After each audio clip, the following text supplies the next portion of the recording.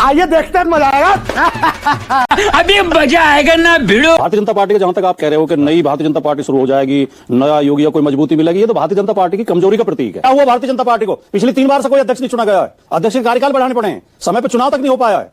इसका मतलब भारतीय जनता पार्टी में लोकतंत्र नहीं बचा। हमारे यहाँ एक एजेंडा है, सबका साथ, सबका विकास, सबका विश्वास, सबका प्रयास। इस एजेंडे पे मोदी जी की सरकार चल रही है, राज्यों में सरकार चल रही है। और आप मुझे एक कार्यक्रम दिखा दीजिए, मोदी जी का कोई भी सरकार हो, हमारी राज्यों की सरकार हो, किसी में भी हमने कभी कोई भेदभाव किया हो। और एक दलित अध्यक्ष छोड़ करके दूसरा दलित अध्यक्ष बना हो तो बता दीजिए, उसको भी आपने 1 लाख रुपए की झूठी घूस में जेल भिजवा दिया। तो यहां पर प्रश्न, अपने प्रश्नों को, अपनी कमजोरियों को छुपाने के लिए आप कांग्रेस को क्यों सामने लाते? भाई क्यों बनते हैं शिखंडी की तरीके से कि आप कांग्रेस को सामने खड़ा कर दीजिए, पीछे आपको निशाने बच जाए? भाई चित भी मेरी, पट भी मेरी, अंटा मेरे बाप का। ये जो भारतीय जनता पार्टी का इकोसिस्टम है, हर तरीके से भारतीय जनता पार्टी के अध्यक्ष को बचाना क्यों चाहता है? आपके पास कांग्रेस के लिए सवाल नहीं बचे तो आप क्षेत्रीय दलों की बात कर रहे हैं। हमारा राष्ट्रीय अध्यक्ष नितिन नवीन जी बने तो कांग्रेस के पेट में क्यों दर्द? हमारे पेट में दर्द नहीं हो रहा है। आप वकील हो सुरेंद्र जी, आप तो अपने खोटे सिक्के को भी खड़ा करके चलाओगे। तुरंत एकनाथ शिंदे साहब आते हैं, तुरंत बाकी सब लोग आते हैं, और सारे के सारे अमित शाह जी आते हैं, और सारे लोग हो जैसे सियार करता है। A few moments later. मालिक वो देखो, वो देखो। उत्तर प्रदेश में न पहले कोई ताकत थी, न अब कोई ताकत है MIM। उत्तर प्रदेश, हर जिले, हर प्रदेश के जो सोच है, राजनीतिक सोच है नागरिकों की, वो अलग मुद्दों पर होती है, और अलग मुद्दे हर राज्य में चुनाव के होते हैं। विषय हमें बिल्कुल भी कोई जरा सा भी ना तो भय है, ना हमें कोई रणनीति बनाने की जरूरत है कि उनसे नुकसान की भरपाई के लिए रणनीति है। जो कल मीटिंग हमारी हो रही है, ये तो हमारी तो पहले से ही 6 महीने पहले हम तो तैयारी शुरू कर चुके हैं विधानसभा चुनाव की। बात तो सही है। 2027 की तैयारी हमारी बहुत गंभीरता पूर्वक चल रही है। जिले जिले में प्रभारी बना के भेजे गए थे, विधानसभा वाइज बूथ कमेटियों का गठन किए गए और PDA सम्मेलन किए गए। अब बूथ समितियों के प्रशिक्षण कार्यक्रम शुरू हो रहे हैं, उसके बाद फिर रैलियां शुरू हो जाएंगी मार्च महीने से, और ये सब रूटीन में चल रहा है। तो सांसदों की, विधायकों की जो मीटिंग बुलाई है अध्यक्ष जी ने, वो उनका परामर्श लेने के लिए, उनके सुझाव लेने के लिए, प्रत्याशियों के बारे में, रणनीति के बारे में, घोषणा पत्र बनेगा उसमें क्या मुद्दे शामिल किए जाएं, इन सब मुद्दों पे ये मीटिंग है। भारतीय जनता पार्टी का जहां तक आप कह रहे हो कि नई भारतीय जनता पार्टी शुरू हो जाएगी, नया युग या कोई मजबूती मिलेगी, ये तो भारतीय जनता पार्टी की कमजोरी का प्रतीक है। शाबाश, गजब बेइज्जती है।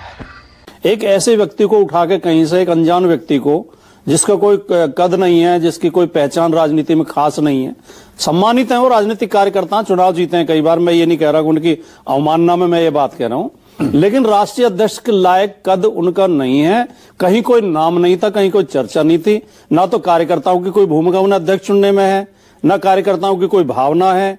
ये तो भारतीय जनता पार्टी का जो गैर लोकतांत्रिक चेहरा है वो अव्यक्त हो रहा है इस निर्णय में, तो इनके में कि ये किसी से नहीं पूछते और पार्टियां कम से कम औपचारिकता तो कराती हैं।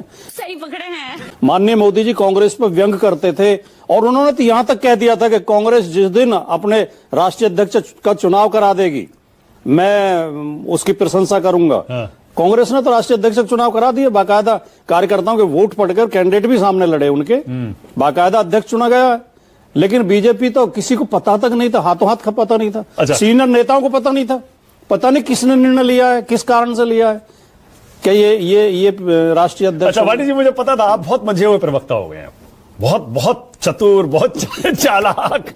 कहना क्या चाह रहे हैं भाई आप? बहुत अनुभवी। हम तो बहुत सरल व्यक्ति हैं। नहीं बता रहा हूं, आपने कैसे घुमा दिया मेरे सवाल को। मैं फिर से पूछ रहा हूं, मैं नहीं हटूंगा। लेकिन भाटी जी, आपने कहा ओवैसी जी की ताकत तो पहले भी बिहार में उतनी थी, महाराष्ट्र में जी नहीं। महाराष्ट्र में पिछले चुनाव में ओवैसी की पार्टी ने 56 अपने पार्षद जिताए थे, इस बार डबल से ज्यादा है, 2.5 गुना लगभग हो गए भाटी जी। और पिछली बार बिहार में माना यह जा रहा था कि 5 में से 4 MLA आरजेडी ने तोड़ लिए, पता नहीं इस बार जिता पाएंगे या नहीं जिता पाएंगे। फिर दोबारा जिता दी। यूपी में मैंने दिखाया, ठीक है, जमानत जब्त हुई 99 पर, लेकिन आधा % वोट आया और आपको हराया 7 सीटों पर, उन्होंने हरवाया। अभी बदत है भाई, अभी बदत है। ये भी एक तुक्का मारना है कि 7 सीट हम उनकी वजह से हार गए। ये तो कोई ना कोई कारण तो हार जीत का होता ही है। जरूरी थोड़ी है जो वोट उन्हें मिले वो वोट हमें मिलते। वो वोट बीजेपी को भी तो जा सकते थे, वो वोट बसपा को भी तो जा सकते थे। ठीक है, वो वोट होता है जो वोट दूसरी पार्टी को जाता है, जो जैसे जिन्हें आप गिन रहे हो वो हमें नहीं देने था उन्हें वोट। हाँ। समाजवादी पार्टी को नहीं देने थे। अगर MIM के प्रत्याशी ना होते तो हो सकता है वो BSP को जाते या बीजेपी को जाते। क्या बात, ये बात है। आपने कहा कि बीजेपी ने ऐसे व्यक्ति को अध्यक्ष बना दिया जिसकी ना कोई राजनीतिक हैसियत है, ना कोई नाम है। ये तो मैं बहुत गंभीरता पूर्वक कहना चाहता हूं। और जो राजनीतिक लोग बैठे हैं, नलिन कोहली जी बहुत सुधरे हुए, बहुत ही अच्छे प्रवक्ता हैं और बहुत विद्वान व्यक्ति हैं। वो बता दें, लोकतंत्र में एक अनजान व्यक्ति को उठा के मैं आपसे पूछ रहा हूं ना, राष्ट्रीय अध्यक्ष बना देना। मैं पहले आपसे पूछ रहा हूं भाटी जी, पहले आप बताइए, राष्ट्रीय अध्यक्ष किसी पार्टी का बनने के लिए क्या क्राइटेरिया होना चाहिए? अरे कैसा चमन जैसा बात करता है।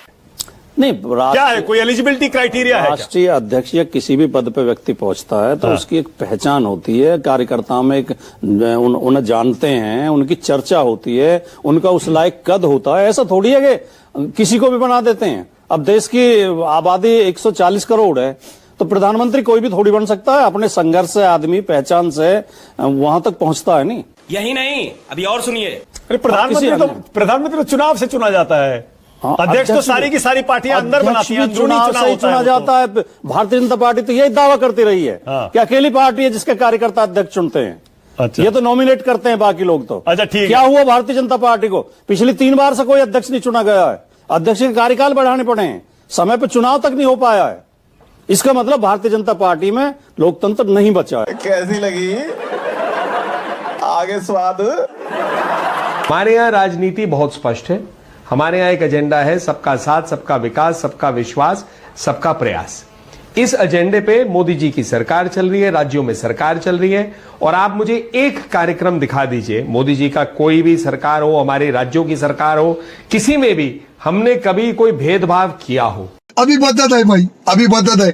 आपको 45 साल का राष्ट्रीय अध्यक्ष मिल रहा है, आपसे 10 साल छोटा। सब लोग हैरान है, ये हो क्या रहा है? ये कैसा गेम खेला है बीजेपी ने? ये पहली बार तो नहीं हो रहा। ये कौन सा कार्ड चला है? 45 साल का राष्ट्रीय अध्यक्ष, 55, 65, 75 साल के नेताओं का राष्ट्रीय अध्यक्ष, 45 साल का। अच्छा कार्ड चला है और मैं इसको साबित करके दिखाऊंगा। पहली बात है, इस देश में 2 प्रकार के पार्टी हैं, एक परिवार केंद्रित और एक जहां परिवार केंद्रित अध्यक्ष हो या किसी पद पे कोई नहीं पहुंचता।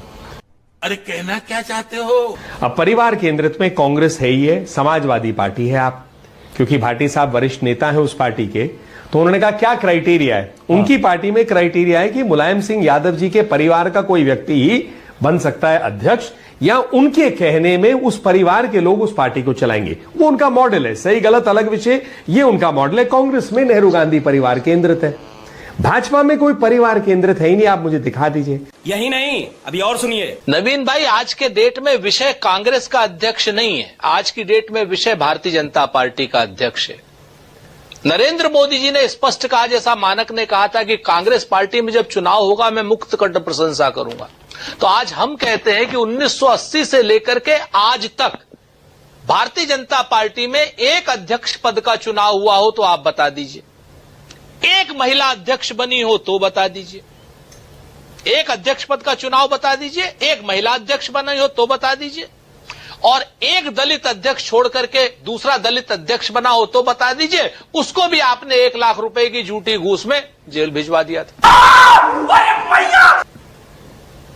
तो यहां पर प्रश्न, अपने प्रश्नों को, अपनी कमजोरियों को छुपाने के लिए आप कांग्रेस को क्यों सामने लाते हैं?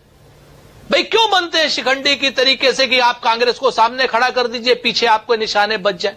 नहीं बचने चाहिए। जनता को आप मूर्ख समझना बंद कर दीजिए। जी, मतलब नलिन जी तो बहुत सभ्य प्रवक्ता हैं, बीच में नहीं बोलते। इनको कब से बीमारी लग गई गौरव भाटिया?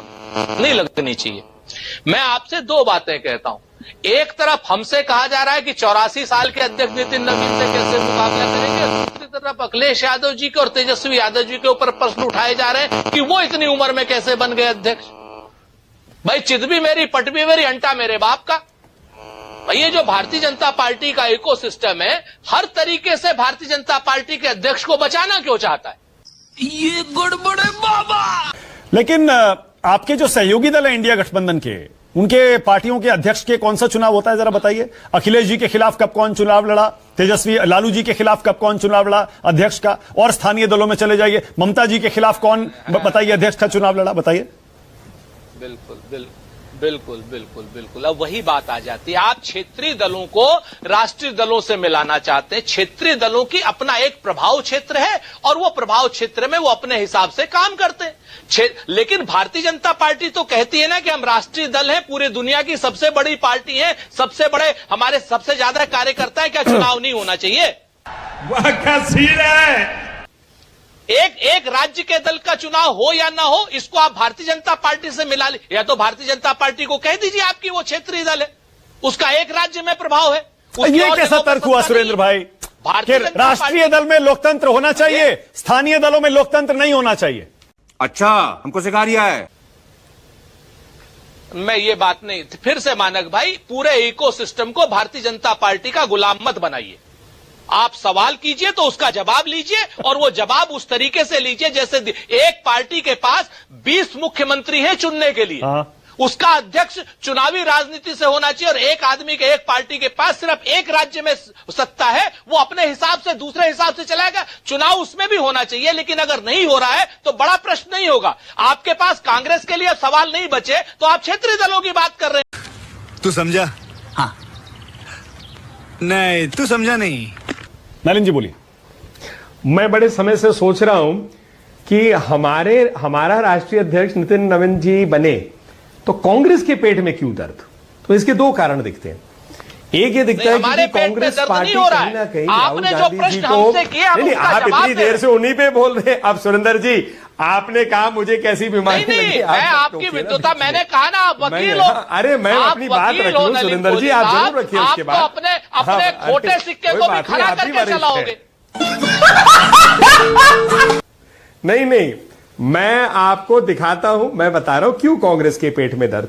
तो मुझे कहीं ना कहीं ये लगता है क्योंकि नहीं, हमारे पेट में नहीं दर्द हो रहा, पेट में तो आपके दर्द हो रहा है, क्योंकि हमारे से 2-4 साल ऊपर नीचे ही होंगे हमारे से। तो आपको कहीं लग रहा होगा उन्हें युवा नेता के रूप में इतने दशकों से दिखाया जा रहा है, वो कहानी खत्म नहीं हो रही। और यहां नितिन नवीन जी आगे 5 बार चुनाव जीत चुके हैं, हारे नहीं है, मंत्री रह चुके हैं, और भाजपा ने 45 साल के एक युवा चेहरे को ले आए हैं जो कर्मठ कार्य करता है। क्या बोला तूने? अभी छत्तीसगढ़ में भी सह प्रभारी थे, वहां अच्छी जीत हुई, वहां तो कांग्रेस मानती थी कि हम जीतेंगे। दूसरी बात, भारत के डेमोग्राफी को देखिए आप, जिसको कहते हैं मीडियन एज, वो 30 साल से कम है। जिस देश में 65 पूरे जनसंख्या की एवरेज एज 30 वर्ष है, उसका मतलब है 45 वर्ष की आयु से कम के लोग 50% से ज्यादा है। मजा नहीं आ रहा है। अब नितिन नवीन की बातें बहुत हो गई, और नलिन कोहली जी की बात से समझ में आ गया कि नलिन कोहली जी परेशान हैं कि आज की डेट में वो कैसे बताए, कैसे वो करे कि नितिन नवीन भी परिवारवाद के परेशान नहीं हो, लड़का बता रहे हैं, नया उनके पिताजी क्या है, परेशान हो भाई आप जाने दीजिए। अरे आप मत परेशान होइए, कोई दिक्कत नहीं है, आपके तर्क जनता देख रही है। अब आप आ जाइए। पर मैं हूं नहीं, परेशान नहीं हूं साहब, वारिस पठान साहब, सारी के सारी पार्टियां जितनी भी हैं सबको चुनाव लड़ना चाहिए, पूरा खुल के चुनाव लड़ना चाहिए, इसमें कहीं कोई दो राय नहीं। अगर ओवैसी साहब की पार्टी को जनता ने चुना है तो क्यों नहीं बधाई मिलनी चाहिए? बधाई मिलनी चाहिए। यही नहीं, अभी और सुनिए। लेकिन ओवैसी साहब की पार्टी और भारतीय जनता पार्टी, ये दोनों जब गलभैया मिलकर के ऐसी जगहों पर बातें करती हैं, तब प्रश्न उठेंगे।